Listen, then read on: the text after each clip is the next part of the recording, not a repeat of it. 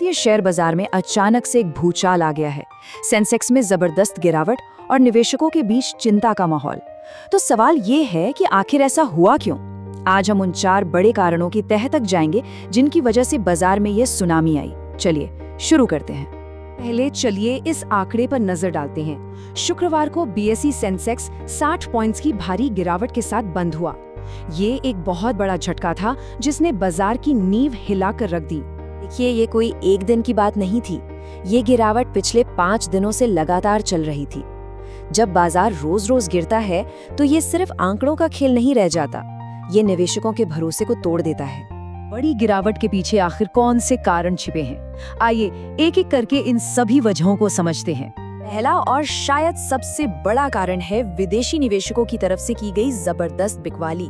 देखिए, जब बड़े खिलाड़ी अपना पैसा बाहर निकालते हैं तो बाजार का गिरना लगभग तय हो जाता है।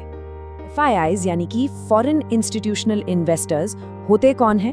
ये असल में वो बड़े बड़े फंड्स हैं जो किसी भी बाजार की दिशा तय करने की ताकत रखते हैं। जब वो पैसा लगाते हैं, बाजार ऊपर जाता है, और जब वो अपना पैसा निकालते हैं तो बाजार में गिरावट आती है।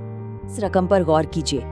FIIs ने सिर्फ एक दिन में, जी हाँ, सिर्फ एक दिन में भारतीय बाजार से 3,367 करोड़ रुपए से ज्यादा निकाल लिए हैं। इतनी बड़ी रकम जब अचानक बाजार से निकलती है तो बिकवाली का दबाव बहुत ज्यादा बढ़ जाता है। ये बिकवाली कोई अचानक से नहीं हुई थी। ये 2 जनवरी के बाद से लगातार चौथा दिन था जब विदेशी निवेशक पैसा निकाल रहे थे। ये एक साफ संकेत था कि बाजार से उनका भरोसा उठ रहा है और ये एक ट्रेंड बन चुका था। दूसरे कारण पर आते हैं जो सीधे सीधे अंतरराष्ट्रीय है। ये है अमेरिकी व्यापार नीति से जुड़ी अनिश्चितता, जिसका डर बाजार पर बुरी तरह से छाया हुआ है। यह दरअसल चिंता दोहरी है। एक तरफ निवेशक अमेरिकी सुप्रीम कोर्ट के एक पुराने टैरिफ मामले पर फैसले का इंतजार कर रहे हैं, और दूसरी तरफ भारत की रूसी तेल खरीदने पर अमेरिका की ओर से नए और कड़े टैरिफ लगने का खतरा भी मंडरा रहा था। ये दोनों अनिश्चितताएं मिलकर निवेशकों को कोई भी जोखिम लेने से रोक रही थीं। ग्लोबल फैक्टर जो भारतीय अर्थव्यवस्था की नब्ज पर असर डाल रहा है वो है कच्चे तेल की लगातार बढ़ती हुई लागत। ब्रेंट क्रूड की कीमतें हाल ही में बढ़कर $62.32 प्रति बैरल हो गई हैं। ये बढ़ोतरी सीधे शब्दों में कहें तो भारत की अर्थव्यवस्था के लिए बिल्कुल भी अच्छी खबर नहीं है। कि जब तेल की कीमतें बढ़ती हैं तो इसका मतलब है कि भारत का इंपोर्ट बिल बढ़ेगा, जिससे महंगाई का खतरा पैदा होता है, और बढ़ती हुई महंगाई किसी भी शेयर बाजार के लिए एक नेगेटिव सिग्नल ही होती है। भी ग्लोबल और घरेलू कारणों का सीधा असर भारत की करेंसी पर पड़ा, जिससे रुपया डॉलर के मुकाबले काफी ज्यादा कमजोर हो गया। एक ही दिन में तेजी से नीचे आया। ये डॉलर के मुकाबले 88.88 पर खुला और FIIs की भारी बिकवाली के दबाव में दिन के दौरान 89.97 के स्तर तक लुढ़क गया। फॉरेक्स ट्रेडर्स भी यही कह रहे हैं कि मुताबिक रुपए की इस कमजोरी के पीछे वही 2 मुख्य कारण थे। पहला, अमेरिकी टैरिफ को लेकर चिंता, और दूसरा, विदेशी निवेशकों की लगातार बिकवाली, जिसने रुपए पर एक तरह से दोहरा दबाव बना दिया। ये अब इन सभी अलग अलग कड़ियों को एक साथ जोड़कर देखते हैं कि पूरी तस्वीर आखिर बनती क्या है। ये कि एक तरह का चेन रिएक्शन शुरू हो गया।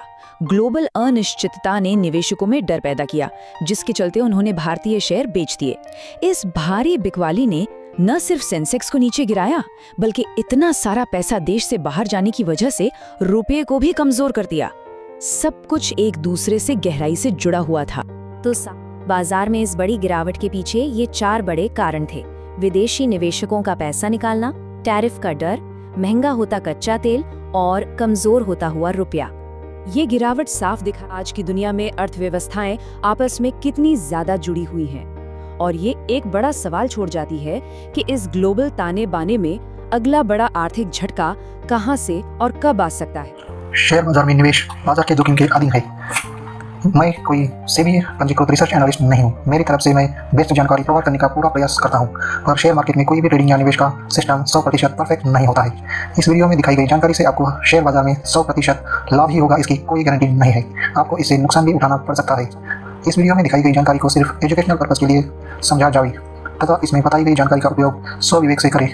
मैं इस वीडियो का निर्माता किसी भी नुकसान के लिए उत्तरदायी नहीं हूँ। Thank you.